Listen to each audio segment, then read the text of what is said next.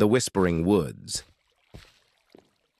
Every town has its legends, and in the small town of Ashwood, it was the Whispering Woods. The dense forest on the edge of town had been the subject of hushed conversations and grim warnings for generations. Parents warned their children never to go near it, especially after dark, for it was said that those who ventured too deep into the woods never returned. But Alex and his friends weren't the type to believe in old legends. One crisp autumn evening, they dared each other to go into the woods, just to prove everyone wrong. Armed with flashlights and bravado, they set off at dusk, laughing and joking as they crossed the tree line. The deeper they went, the quieter the forest became. The usual sounds of crickets and rustling leaves faded into an eerie silence, broken only by the crunch of their footsteps. The tall, twisted trees seemed to close in on them, blocking out the light from the setting sun. "Come on, let's go back," one of Alex's friends said, his voice trembling slightly. But Alex was determined to keep going, egged on by the challenge. Then they heard it, a soft whispering just beyond the trees. At first they thought it was the wind, but the whispers grew louder, more distinct. It sounded like someone was speaking just out of sight, their words too faint to understand. The group stopped, exchanging nervous glances. "Who's there?" Alex called out, his voice echoing through the trees. There was no answer, just more whispering, now coming from all directions. Panic set in.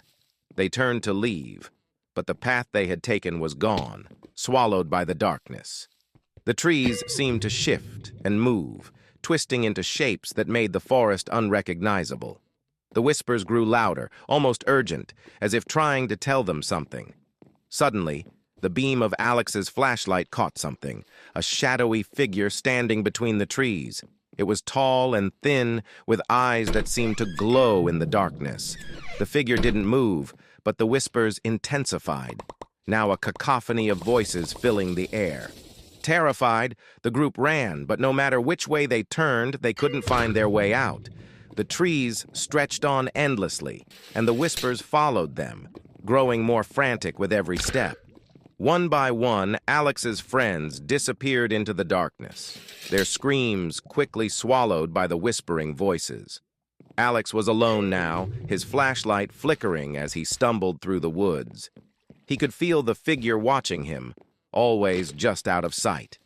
The whispers surrounded him, no longer words, but a constant, terrifying sound that filled his mind. Finally, exhausted and terrified, Alex collapsed to the ground.